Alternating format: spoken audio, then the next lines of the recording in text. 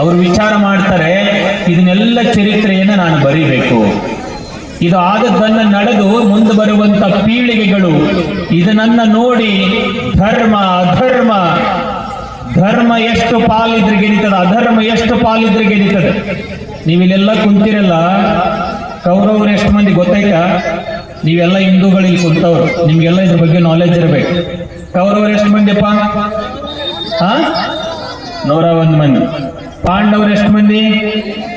ಗೆದ್ದಿದ್ಯಾರು? ನಿಮ್ಗೆ ಗೊತ್ತಿರಲಿ ಅಂತ ನಿಮ್ಗೆ ಪ್ರಶ್ನೆ ಮಾಡ್ಬೇಕು ನಾನು. ಕೌರವರು 101 ಮಂದಿ, ಅಧರ್ಮ ಇತ್ತು. ಪಾಂಡವರೆಷ್ಟು ಜನ? ಧರ್ಮ ಇತ್ತು. ಗೆದ್ದಿದ್ದು ಯಾವುದು? ಧರ್ಮ. ಹಾಗಾಗಿ ಧರ್ಮವನ್ನ ಸ್ಥಾಪನೆ ಮಾಡಬೇಕಾಗಿತ್ತು ಅಂದ್ರೆ ಯಾರು ಬಂದ್ರು? ಕೃಷ್ಣ ಪರಮಾತ್ಮ. ಕೃಷ್ಣ ಪರಮಾತ್ಮನ ಚರಿತ್ರೆ ಈ ಭಾರತ ಭೂಮಿಯೊಳಗ ಈ ಗಣೇಶನಿಂದ ಮಾತ್ರ ಇದನ್ನು ಬರೆಯಕ್ಕೆ ಸಾಧ್ಯ ಅಂತ ತಿಳ್ಕೊಂಡು ವ್ಯಾಸ ಮಹರ್ಷಿಗಳು ಎಲ್ಲ ದೇವತೆಗಳ ಕುಂತು ವಿಚಾರ ಮಾಡಿದಾಗ ಇದನ್ನು ಯಾರು ಬರೆಯಕ್ಕೆ ಯೋಗ್ಯದ ಅಂತ ತಿಳ್ಕೊಂಡು ಕೇಳಿದಾಗ ಇದನ್ನು ಬರೆಯುವಂತ ಬುದ್ಧಿಶಾಲಿ ಯಾರಂದ್ರೆ ಗಣಪತಿ ಅದನ್ನ. ಅವನು ಹೋಗಿ ನೀವು ಅವನ ಹತ್ರನೇ ಕೇಳ್ಬೇಕು, ಅವನ ಕೈಲೇನೆ ಬರ್ಸ್ಬೇಕಂದಾಗ ಗಣಪತಿ ಹತ್ರ ವ್ಯಾಸ ಮಹರ್ಷಿಗಳು ಹೋಗ್ತಾರೆ.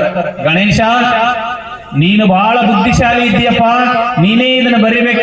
ನಾನೊಂದು ಗ್ರಂಥ ನನ್ನ ತಲೆಯಲ್ಲಿ ಓಡ್ತಾ ಇದೆ, ನಾನು ಅದನ್ನು ಹೇಳ್ತೀನಿ, ನೀನು ಬರಿಬೇಕು. ನೀನು ಬರದಿ ಅಂದ್ರೆ ಅದು ಇಡೀ ವಿಶ್ವದಲ್ಲೇ ಪ್ರಖ್ಯಾತಿಯನ್ನು ಪಡಿತದ, ಅದು ಮುಂದೆ ಧರ್ಮ ಗ್ರಂಥ ಆಗಿ ಪರಿವರ್ತನೆಯನ್ನು ಹೊಂದದ.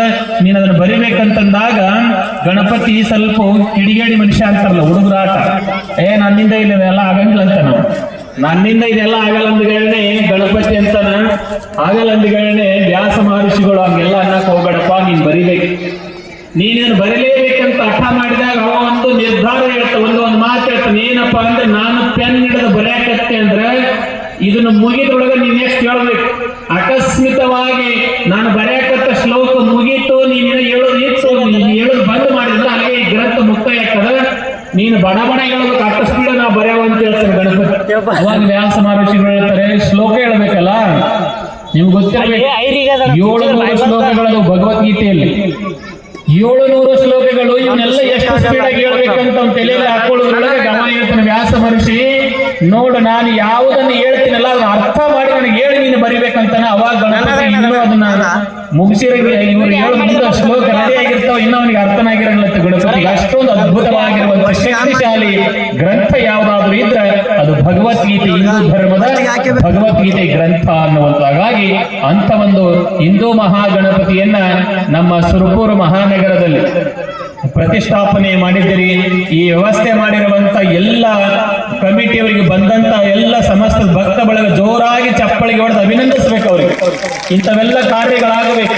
ನಮ್ಮ ಉಪನ್ಯಾಸಕರು ಬಹಳ ಸುಂದರವಾಗಿ ಮಾತನಾಡಿದ್ರು. ಇದಕ್ಕಿಂತ ಮುಂಚೆ ಹಿಂದೂ ಧರ್ಮ ಬಹಳ ಸ್ವಲ್ಪ ದಿನದೊಳಗ ಮಾಯ ಆಗುವಂತ ವ್ಯವಸ್ಥೆ ನಿರ್ಮಾಣ ಆಗಕತ್ತದೆ.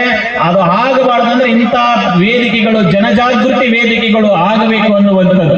ಬಹುತೇಕವಾಗಿ ಅವರು ಮಾತನಾಡುತ್ತಾ ಹೇಳಿದ್ರು, ಬಾಲಗಂಗಾಧರ ತಿಲಕ್ ಅಂತ ಮಹಾರಾಷ್ಟ್ರದೊಳಗ ಅದ್ಭುತವಾಗಿರುವಂತ ಸ್ವತಂತ್ರ ಹೋರಾಟಗಾರರು ಅವರು ಏನ್ ಮಾಡ್ತಾರಂತಂದ್ರೆ, ಹೇಳಿದ್ರಲ್ಲ, ಜಗಲಿ ಮೇಲಿದ್ದಂತ ಗಣಪತಿ ಸ್ವತಂತ್ರ ಹೋರಾಟಕ್ಕಾಗಿ ಸ್ವತಂತ್ರದ ಒಂದು ವ್ಯವಸ್ಥೆಯ ಮಾತುಕತೆ ಮಾತಾಡಬೇಕು, ಎಲ್ಲ ಸಂಘಟನೆ ಮಾಡಬೇಕು ಅಂತಂದ್ರೆ ಅದಕ್ಕೊಂದು ವೇದಿಕೆ ಬೇಕಾಗಿತ್ತು.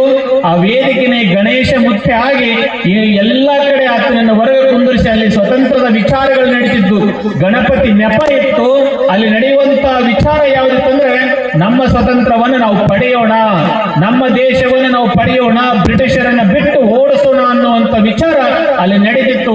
ಅವತ್ತು ನಡೆದಂತ ಗಣೇಶ ಇಂದು ಎಲ್ಲ ಹಳ್ಳಿಗಳಲ್ಲಿ, ಎಲ್ಲ ಪಟ್ಟಣಗಳಲ್ಲಿ, ಎಲ್ಲ ಮನೆಗಳಲ್ಲಿ ಕುಂಡ್ರಿಸುವಂತ ವ್ಯವಸ್ಥೆ ನಿರ್ಮಾಣ ಆಯಿತು. ಹಾಗೆ ಹಾಗಾಗಿ ಬಾಲಗಂಗಾಧರ ತಿಲಕನವರು ಮೊದಲಿಗೆ ಮಹಾರಾಷ್ಟ್ರದೊಳಗೆ ಇದನ್ನ ಸ್ಥಾಪನೆಯನ್ನು ಮಾಡಿದ್ರು. ಹಾಗೆ ಎನ್ನುವಂಥದ್ದು ನಮ್ಮ ಹಿಂದೂ ಧರ್ಮದಲ್ಲಿ ಬಹಳ ಅದ್ಭುತವಾಗಿರುವಂತ ಸಂಸ್ಕೃತಿ ಇದೆ. ನೋಡ್ಬೇಕು ನೀವು, ನಾವು ಗೌರಮ್ಮ ಚೀಗಮ್ಮ ಅಂತ ಕುಂಡ್ರಿಸ್ತೇವೆ. ಗೌರಿ ಹುಣ್ಣಿಮೆ ಬಂತಂದ್ರೆ ಗೌರಮ್ಮನ ಮನೆಯಲ್ಲಿ ಕುಂಡ್ರಿಸ್ತೇವೆ. ಸಿಗಿ ಹುಣ್ಣಿಮೆ ಬಂತಂದ್ರೆ ಸೀಗಮ್ಮನ ಮನೆಯಲ್ಲಿ ಕುಂಡ್ರಿಸ್ತೇವೆ.